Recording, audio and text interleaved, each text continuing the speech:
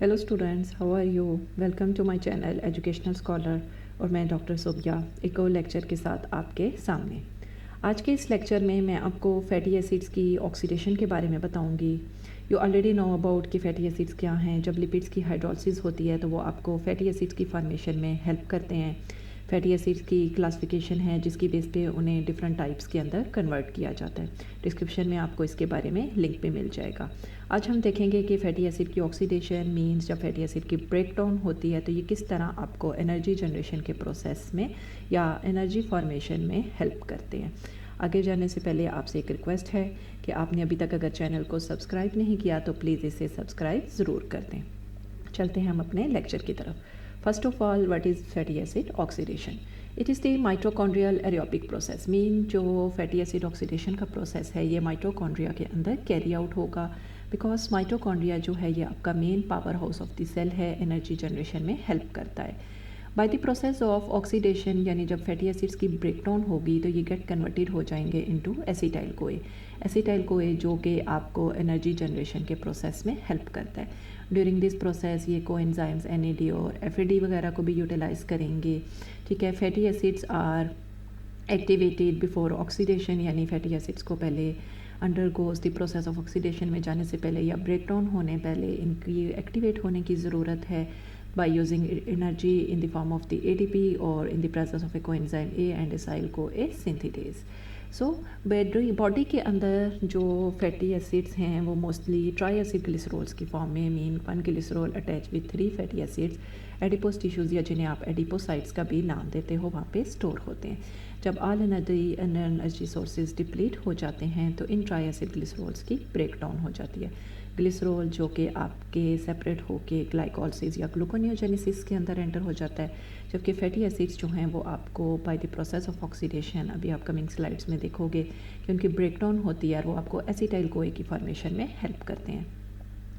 इस oxidation process के जाने के लिए ठीक है फैटी एसिड्स को 3 स्टेप्स में से पास आउट करना पड़ता है। Number 1 activation, number 2 transport and number 3 is the main process which is known as the oxidation. First of all, activation mean fatty acid must be activated by conversion to fatty acyl CoA। यानी first step में fatty acid जो है यहाँ पे ये convert होगा fatty acyl CoA के अंदर अलॉन्ग विद एनर्जी यूटिलाइज करेगा इन द फॉर्म ऑफ ATP। यहाँ पे ऑरेंज कलर में आपको फैटी एसिड चेन दिखाई गई है जिसके एक एंड पे कार्बोक्सिल ग्रुप जो है प्रेजेंट है।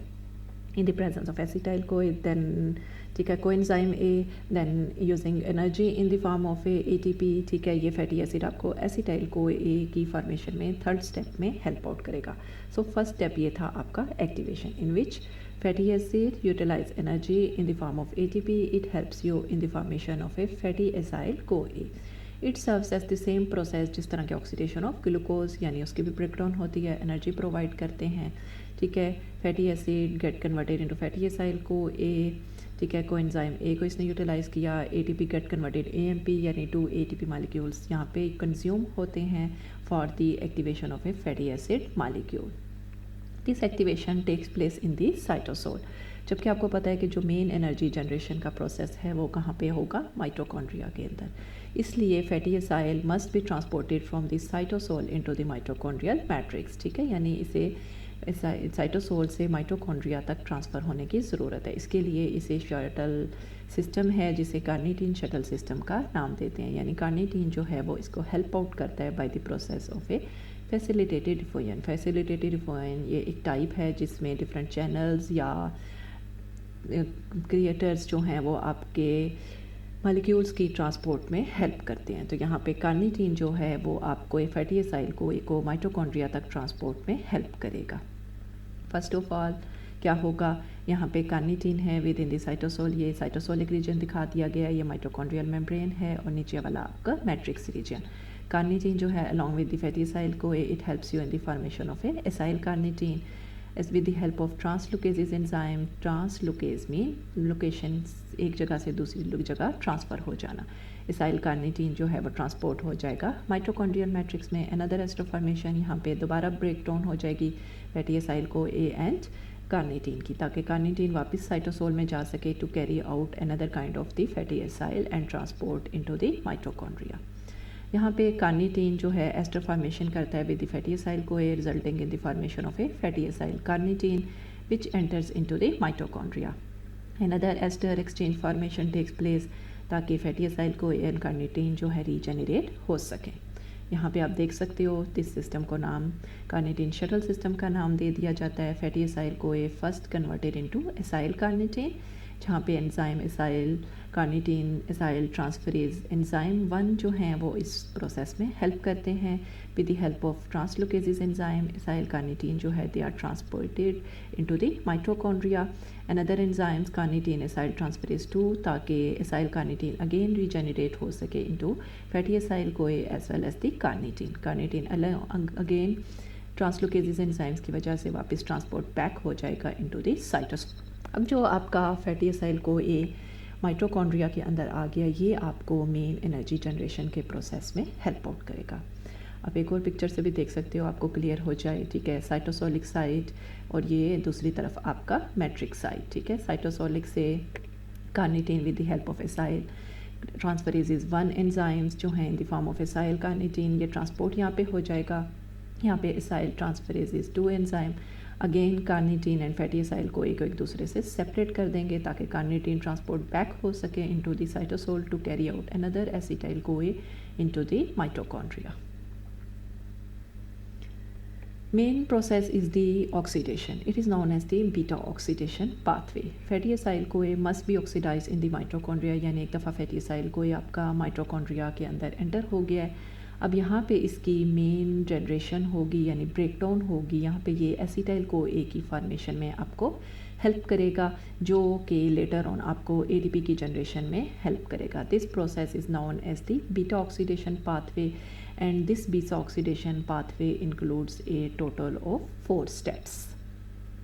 यहाँ पे आप देखोगे ये आपका एक बीटा ऑक्सीडेशन पाथवे है, ठीक है। जब ये एक 4 स्टेप्स में से पास आउट करता है 1 2 3 4 मीन्स इसका एक साइकिल जो है वो प्रोड्यूस हो गया। यहाँ पे अगर एक फैटी एसिड चेन जो है वो एक साइकिल में से जब पास आउट करती है तो it regenerates 1 acetyl CoA along with the fatty acid chain shortened by 2 carbon, ठीक है। यहाँ पे फैटी एसाइल कोए आपको दिखा दिया गया है इन दी माइटोकॉन्ड्रिया, ठीक है। यहाँ पे वो पूरी चेन है। फर्स्ट स्टेप में क्या होगा कि जो अल्फ़ा और बीटा कार्बन के दरमियान जो है एक डबल बॉन्ड की इंट्रोड्यूस हो जाएगी। Double bond is introduced by enzyme catalyse removal of 2 hydrogens from carbon 2 and 3। During this process FAD जो है इस कन्वर्ट हो जाएंगे FADH2 के अंदर। यहाँ पे आप देख सकते हो कि कार्बन अल्फ़ा और बीटा के दरमियान डबल बॉन्ड की फॉर्मेशन हो गई है। That's why it is known as the beta oxidation pathway. Alpha और बीटा आपको पता है, जो कार्बन 1 होगा उसके बाद कार्बन 2 कार्बन 3, कार्बन 2 को हम अल्फ़ा कार्बन जबकि कार्बन 3 को हम बीटा कार्बन का नाम देते हैं। फर्स्ट स्टेप के बाद second step enoyl CoA hydratase mean water adds to the double bond, इस डबल बॉन्ड के अंदर वाटर ऐड हो जाएगा to yield an alcohol. Third step alcohol group is oxidise to a ketonic group. Fourth step जो कि इसमें regeneration हो जाएगी यानी एसिटाइल कोए की फॉर्मेशन हो जाएगी and A chain short and fatty acid यानी 2 कार्बन्स जो हैं उस चेन से सेपरेट हो गए इन the form of acetyl CoA, और जो रिमेनिंग चेन है वो अलॉन्ग दोबारा इस चेन साइकिल के अंदर एंटर हो जाएगी अनलेस अनटिल जब तक कि आपकी पूरी फैटी एसिड चेन जो है ये एसिटाइल कोए के अंदर कन्वर्ट नहीं हो सकती। इस लेक्चर में हम even chain of fatty acids के बारे में बात करेंगे, ठीक है। अगले लेक्चर में मैं आपको इंशाल्लाह और चेन ऑफ फैटी एसिड्स के बारे में कि उनकी ऑक्सीडेशन किस तरह होती है वो एक्सप्लेन करूँगी। सो फर्स्ट ऑफ ऑल अगर आप दोबारा से 4 स्टेप्स देखना पा जाओ, फर्स्ट बीटा ऑक्सीडेशन जिसमें double bond is introduce between carbon 2 and 3 or you can say alpha and beta carbon. That's why it is known as the beta oxidation pathway, and during this process FAD is converted into FADH2 causing energy generation. Hydration, water adds, and this the second beta oxidation, NAD converted into NADH, and the fourth one is in which acetyl CoA is separated and जो आपकी chain रह गई है वो दोबारा से एक cycle के अंदर एंटर हो जाएगी। You can C further oxidation repetition of steps 1 से 4। अब आपकी जो भी कार्बन चेन लेंथ है यू नो कि जो आपका एसिटाइल को है it's a 2 carbon molecule. Suppose आपके पास एक 12 कार्बन चेन है, ठीक है। एक 12 कार्बन चेन है लॉरिक एसिड की, यहाँ पे हम एग्जांपल कोट कर रहे हैं। 12 divided by 2 because each acetyl CoA is the 2 carbon. So total of 6 acetyl CoA molecules, यानी एक 12 कार्बन चेन आपको 6 acetyl CoA molecules की फॉर्मेशन में हेल्प करेगी। आपको पता है जब वो एक साइकिल प्रोड्यूस करेगी तो एक एसिटाइल CoA, ठीक है, यानी ये फर्स्ट साइकिल है 1 2, यहाँ पे 1 2 3 4 5 आपको साइकिल नंबर शो कर रहे हैं रेड कलर में, ठीक है, ठीक है। यहाँ पे 2 कार्बन चेन, इसने फर्स्ट साइकिल के बाद एक 2 कार्बन यानी एसिटाइल CoA अलोंग जो आपकी फैटी एसिड चेन है वो अब कितनी लेंथ की रह गई है 10 कार्बन। जब वो सेकंड साइकिल के अंदर एंटर होगी अगेन 10 कार्बन की ब्रेक डाउन हो जाएगी, 2 कार्बन प्लस 8 कार्बन 3 4 5 वाले में अगर आप देखो तो एट ए टाइम 4 on 4 जो है 2 एसिटाइल CoA की प्रोडक्शन हो जाती है। सो यू कैन से कि number of cycles will be 1 less than that of the number of acetyl CoA production. यानी 2 चीज़ें हैं यहाँ पे, एक तो आपकी कार्बन चेन लेंथ, उसे आप 2 से डिवाइड करोगे तो उतने एसिटाइल CoA की प्रोडक्शन होगी क्योंकि हर एसिटाइल CoA जो है वो आपका 2 कार्बन चेन है, और जो है एट द एंड आपके 2 कार्बन फ़ौरन 2 एसिटाइल CoA की प्रोडक्शन हो जाती है, इसलिए जो टोटल नंबर ऑफ साइकिल्स हैं उनका नंबर एसिटाइल CoA के नंबर से एक कम होगा। ग्रीन कलर में आपको शो कर दिया गया कि ओवरऑल जब एक 12 कार्बन चेन की ब्रेक डाउन हुई है तो इसने कितने एसिटाइल CoA प्रोड्यूस किए हैं 1 2 3 4 5 6। So you can see over here, देखो जो 1 NADH है it's equal to 2.5 ATPs while 1 FADH2 is equal to 1.5 ATPs।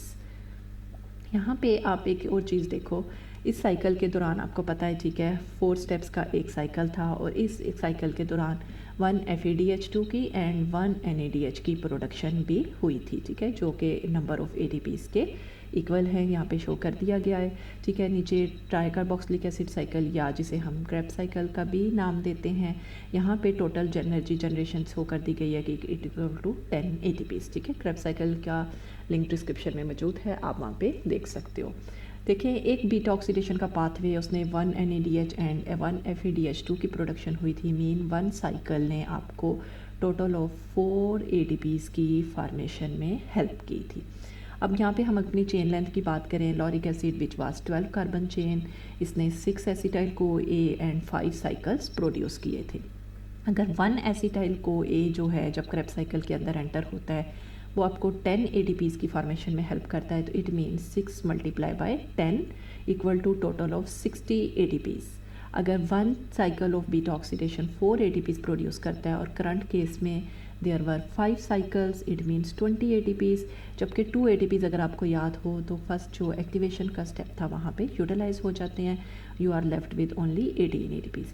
60 plus 18 equal to 78 ATPs, mean एक 12 कार्बन चेन लेंथ की जब ऑक्सीडेशन होती है it helps you in the formation of A 78 ATPs। So you can see over here the number of acetyl CoA produced will is total number divided by 2। जो आपकी carbon chain length है, even chain carbon length की बात हो रही है तो उतने नंबर ऑफ एसिटाइल CoA जो प्रोड्यूस होते हैं। नीचे दिखा दिया गया है कि एक एसिटाइल CoA जो सेंट्रिक एसिड साइकिल या क्रेब्स साइकिल या ट्राइकार्बोक्सिलिक एसिड साइकिल के अंदर एंटर होता है, it produces it's 1 ATP direct, 3 NADH and 1 FADH2, यानी total of 10 ATP molecules produce by 1 molecule of acetyl CoA।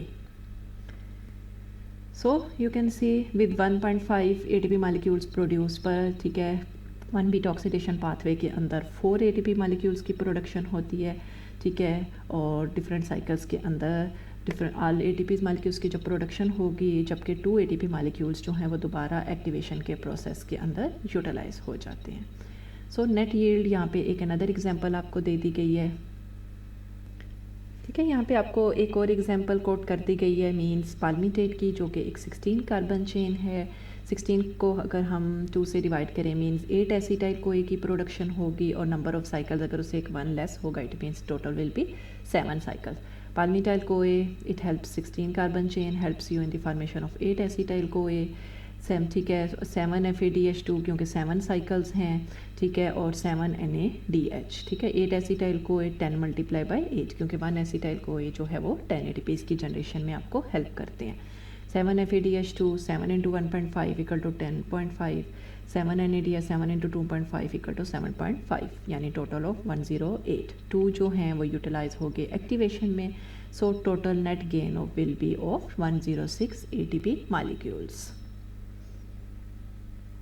यहाँ पे आप देख सकते हो कि 1 राउंड ऑफ बीटा ऑक्सीडेशन, ठीक है, जहाँ से पीछे से अगर किसी को समझ नहीं आई, 1 राउंड जो है it's equal to 4 enzyme steps, और हर स्टेप के बाद एक एसिटाइल कोए और बाकी short turn fatty acid chain produce होती है। ईच राउंड में 1 FADH2 मालिक्यूल, 1 NADH, 1 एसिटाइल कोए और आपकी chain length 2 carbon shorter each round, यानी हर राउंड में चूँकि एक एसिटाइल कोए उससे सेपरेट हो जाता है तो इसलिए फैटी एसिड कोई जो है वो उसकी चेन लेंथ 2 नंबर पीछे चली जाती है, ठीक है, वही यहाँ पे दिखा दिया गया है, ठीक है। अब यहाँ पे जिनकी प्रोडक्शन हुई है ये जो NADH और FADH2 हैं, they are used in the electron transport chain, जबकि एसिटाइल कोई है जो आपका सिट्रिक एसिड साइकिल या माइटोकॉन्ड्रियल यानी ये माइटोकॉन्ड्रिया में ट्राइकार्बोक्सिलिक एसिड साइकिल या क्रेब्स साइकिल के अंदर एंटर हो जाता है, जबकि जो फैटी एसाइल को है वो अनदर ऑक्सीडेशन साइकिल के अंदर एंटर हो जाता है, अनलेस अनटिल जितनी आपकी होल चेन है ये तमाम की तमाम एसिटाइल कोई के अंदर कन्वर्ट नहीं हो जाती, तो ये आपका बीटा ऑक्सीडेशन साइकिल का प्रोसेस जो है ये कॉन्टीन्यूस रहेगा। So best estimates that 1 molecule of glucose generates 180 gram, 38 molecules of ATP, while 1 molecule of lactic acid, which was 12 carbon chain, it generates 78 molecules of ATP. That's why it is saying that fatty acids they are better source of energy. They provide more energy as compared to that of the carbohydrates. Overall अगर आप देखो fatty acid they are activated in the cytosol, यानी activation का process जो है वो cytosol के अंदर होता है, फिर उनको कार्निटीन जो है वो ट्रांसपोर्ट कर देते हैं into the mitochondria. First activation में फैटी एसाइल को एंजाइम ए की प्रेजेंस में, ठीक है, 2 ATPs को यूटिलाइज करते हुए, ठीक है, fatty acid get converted into fatty acyl कोए। दिस फैटी एसाइल कोए जब जो ट्रांसपोर्ट हो जाते हैं माइटोकॉन्ड्रिया के अंदर, तो with the help of carnitine shuttle system फिर ये ऑक्सीडेशन के प्रोसेस के अंदर माइटोकॉन्ड्रिया में एंटर होते हैं, और वहाँ पे bye the process of this beta oxidation pathway they help you in the generation of energy. That was all about the beta oxidation pathway, यानी एनर्जी जनरेशन किस तरह से होती है। इसमें हमने even chain of fatty acid को देखा, अनदर लेक्चर में मैं आपको और चेन ऑफ फैटी एसिड की ब्रेकडाउन कैसी होती है इसके बारे में बताऊंगी। अगर आपको लेक्चर अच्छा लगा हो तो प्लीज़ इसे लाइक, शेयर एंड सब्सक्राइब ज़रूर कीजिएगा, और बेल आइकॉन का बटन प्रेस कर दें ताकि आपको तमाम वीडियोस का नोटिफिकेशन इन टाइम मिलता जाए। नेक्स्ट वीडियो तक के लिए अल्लाह हाफिज़।